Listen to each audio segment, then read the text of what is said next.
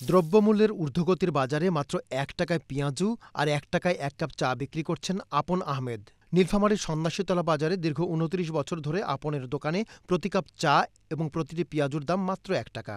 গ্রামীণ পাকা সড়কের একপাশে ছোট্ট একটি দোকান, পাশেই জ্বলছে চা ও পেঁয়াজুর তৈরির চুলা। ঘরের ভেতরে চুলার ধোঁয়ায় বারবার চোখ মুছছেন আপন। ১৯৯৫ সাল থেকে তার দোকানে ১ টাকার চা ও পেঁয়াজুর স্বাদ নিচ্ছেন ক্রেতারা। শুধু তার গ্রামের মানুষই নয়, বিকেল হলেই অন্য সব জেলা থেকে সুস্বাদু চা পেঁয়াজু খেতে ছুটে আসছেন মানুষ।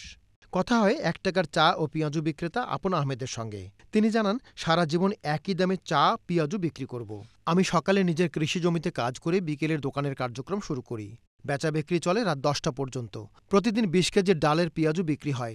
দিনে ৭-৮ হাজার টাকার মতো বিক্রি হয়। সেখান থেকে যা আয় হয় তা দিয়ে সংসার ও ২ ছেলের লেখাপড়ার খরচ যোগান আপন। Mizan Talukdar, update TV.